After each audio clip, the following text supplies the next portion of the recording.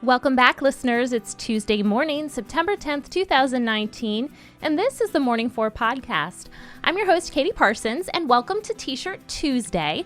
I'm wearing one of my very favorite fan club T-shirts today. If you're watching on YouTube, you probably see the name at the top there. If you're not watching on YouTube, head over there today. Head over to the Morning 4 podcast. That's the name of our YouTube channel, and you can see today and every Tuesday's T-shirt. And if you love the Morning 4, be sure to share it on social. You can follow the Morning 4 podcast on Facebook and Instagram, and you can share our daily affirmations with that little share button, either spot. You can put us in your Instagram stories or simply send the link, morning4.com, to your friends. I really appreciate you sharing the love of this podcast so we can all have a little more positivity together. So with that in mind, let's get started this Tuesday with Number 1. Well, today is an important day because it's World Suicide Prevention Day, and it's a date to take stock of the state of mental health in America and around the world. According to the National Institute for Mental Health, suicide is the 10th leading cause of death overall in the U.S., and it claims the lives of more than 47,000 people per year. Suicide was the second leading cause of death between individuals between the ages of 10 and 34. And the fourth leading cause of death among individuals between the ages of 35 and 54. Thankfully, there are resources available for people who may be struggling in life, perhaps enough even to take their own lives.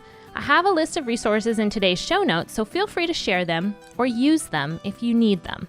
You can do this. We are all pulling for you. Number 2. We are a newspaper family here. I met my husband while working at the Orlando Sentinel, and he still works there. I do some writing for local papers like the Orlando Sentinel and Florida Today. We have met some pretty amazing journalists throughout our careers, and I do think it takes a special kind of person and writer to deliver news and to be the official record of a community or region. I did a little digging and discovered that the first newspaper was Acta Diurna, and it was published in 59 BC in Rome. Of course, it wasn't printed, and it wasn't an individual newspaper like we know and see today, but it was a single scribe that contained news for the community to share and read. The first printed newspaper was a weekly one called Relation that began in 1605 in Antwerp, Belgium, and quickly syndicated to a German edition as well. The Relation is recognized by historians and the World Association of Newspapers as the first one of modern times. It is no longer in print. Number 3. Today's feel-good news story is sourced from the New Hampshire Union Leader. An injured hiker recently relied on the kindness of a stranger to get him safely off a New Hampshire trail. The injured hiker had been out on a difficult trail alone when he slipped on a rock and hurt his leg.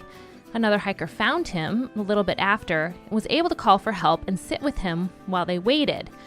Help had a hard time reaching them, however, so the Good Samaritan hiker was able to secure the injured leg and then carry the injured hiker's pack and belongings along with his own to a spot where help could reach them. The volunteer hiker asked to not be identified for the news story, preferring instead to remain anonymous in his kindness. Number 4.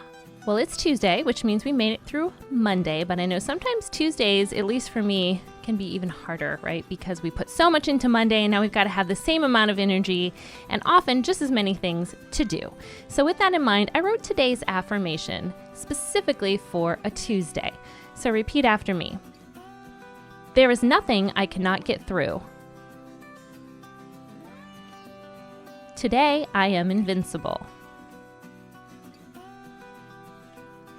Have an invincible attitude today. I know you're going to have a great Tuesday.